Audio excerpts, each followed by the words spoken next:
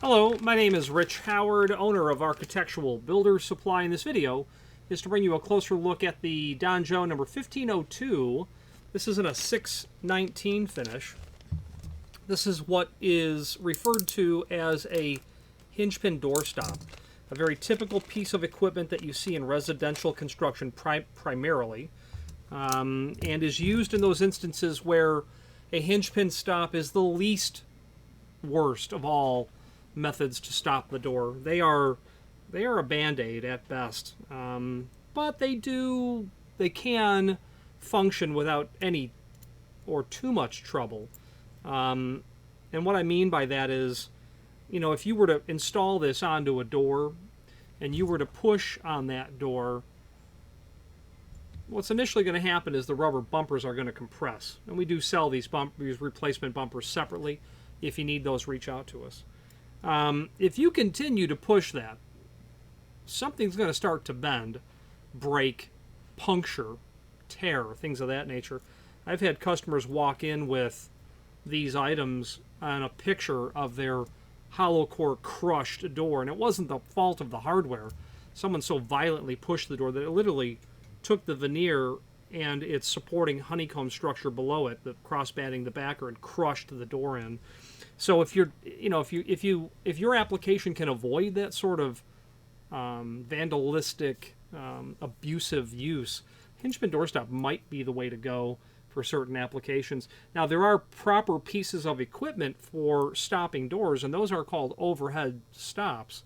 They are basically a slide track mechanism that's surface mounted, generally mortised, to the top of the door and to the underside of the header, and that's a great way to stop a door because it's the proper way. The slide track will stop the door, might have a spring or a dead stop, and might have other functions. But those aren't used often because, well, they're not $3 or whatever this costs, and the requirements to mortise them to the door and to the header are not insignificant. The average homeowner, it would be outside of their area of expertise to prep for that material. So enter hinge pin doorstops, of which this is a very good, robust version of that unit.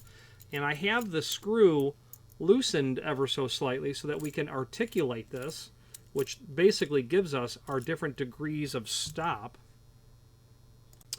And generally what happens is you'll drive the pin out of your hinge, and then you'll insert the pin down through this hole. And what happens is the pin ends up being slightly short.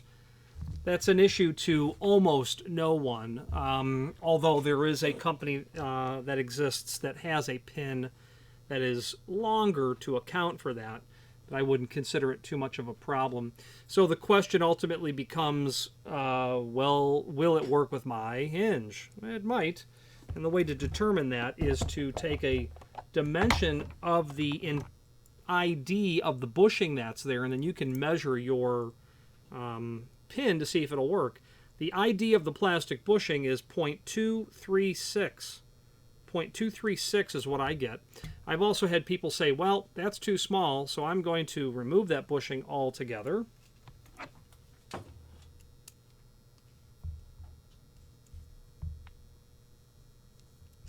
Loosen that screw so we can move that plate out and around. Gonna need it just a little bit more. Okay. That bushing has come out. Now we can measure the ID of the plate itself. And that's going to be 0.323. 0.323. And that will take a 4.5 inch standard weight hinge pin. I've even then had people want to put this on a heavyweight hinge, which that pin is noticeably thicker, and people have even drilled that hole out a little bit to get that to accommodate that. That's a super bad idea, because if you're hanging a door on heavyweight hinges, that's a heavy door, and these little bumpers don't stand much of a chance on that equipment. Now, tighten up that screw a little bit, and now we can understand how we can. There's a little pin that you can see there, and now it's there. And as you tighten that screw, you'll then lock the two plates together and get your degree of opening. You can see you stretch it out that far, And you're probably not going to get too much past, about 90 degree or whatever it is. You open it up and you're going to be able to get yourself, you know,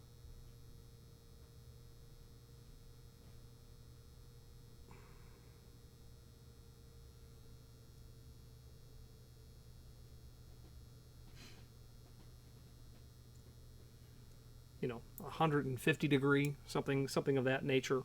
I don't know if there's a range listed here. No, they don't, but there is a technical drawing listed down below. And I'm going to tighten that screw up a little bit so that the plates don't come apart from each other. Let's switch to the screen view where we can take a look at the template. But before we do that, let's take a look at the dimensional properties of this item, just to give you an idea of its size.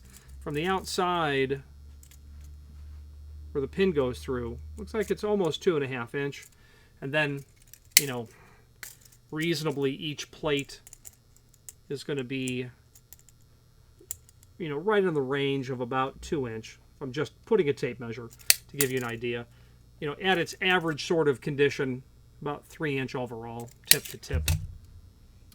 Let's switch to the screen view where we can take a look at the supporting documentation for this item. So this is the item that we are looking at, and we have a link to the template, extended information showing the other finishes this is available in: polished brass, oil rubbed bronze, satin nickel, antique nickel, and satin chrome. Not going to be a lot of difference between 619 and 626. 626 will probably be slightly brighter. Sold as each. When you buy one, we'll send you one. Now that link to the template, it gives those dimensional properties that we were talking about earlier. Okay. Not a lot to see there, but it's some dimensional information. We click on Product Catalog. Now that's fun because it will allow you to review all of the door stops, holders, and bumpers from Danjo. Then you can do a find function on your keyboard and get to where you can find the hinge pin stops, of which the 1502 is front and center. Variations on that. These are all relatively common. I would say that the 1502 is very common, and the only reason someone would purchase the 1503 is it's just a cost issue at that point. Okay.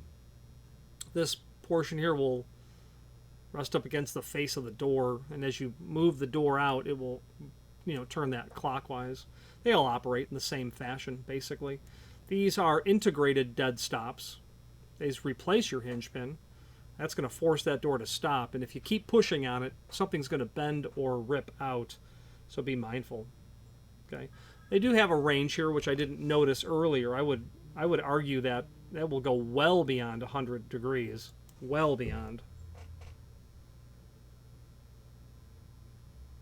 I'm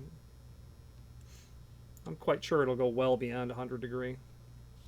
So be mindful. That's what you're dealing with. And the balance of that catalog is very helpful and handy because you might find other solutions that may be more appropriate for your application. Starting at the beginning and just scrolling through this catalog. It's only 10 or 12 pages. Wall stops, floor stops, door stops and holders. Heavy duty, this angle stop, that's considered heavy duty. Not very pretty looking, but usually very effective. You can take your Tapcons or your concrete screws and run that right to the exterior. Gooseneck style, if you use your imagination, you can see why it's called a gooseneck. With a holder. Roller bumpers, if you bump into a scenario, if you have an application like this that you can see in residential and very often hotel applications, sometimes a roller bumper, straight or curved, is the most or the least inelegant way to solve that problem. Detention stops that are drilled into concrete and held in with drilled into a slab and then held in place with poured in concrete. Kick down door holders, of course, none of these are permissible on fire-rated doors. Plunger style, more robust units that you may see in schools, very heavy duty. Variations on heavy duty material, residential style baseboard stops, spring style residential stops are hinge pin stops, rubber mutes for both metal frames and wood frames, and then the stick-on style is here, etc. Now back to the page we are looking at. This is the link to the manufacturer's page right here. And if we click on that, you'll be able to see not only all of the Danjo products that we sell, but also a link to the manufacturer's website, as well as a link to the full product catalog here. Website is here, all the Danjo products are here, and then here. But we've taken that and broken it down into the subcategories for Danjo. And if you know their name, you probably do because of their door reinforcing wraparound plates or latch protectors. But they have a lot more than that. Let's finish up this video on camera.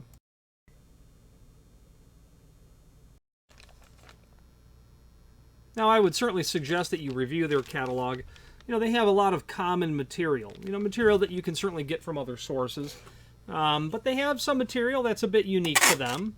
I find that they have a unique following of clients. Their latch protectors, their latch guards are very typical and common, and you're going to see that material installed in lots of places. And they're, you know, the people at Danjo they're industry professionals. They have worked within the industry for a long time. They understand their product. They understand the manufacturing of their product line and are genuinely interested to, you know, help you achieve your short-term goals when it comes to, you know, hardware that they sell. If you have any questions on the Danjo 1502 and a 619 finish or any other Danjo product, please feel free to reach out to us. And thank you.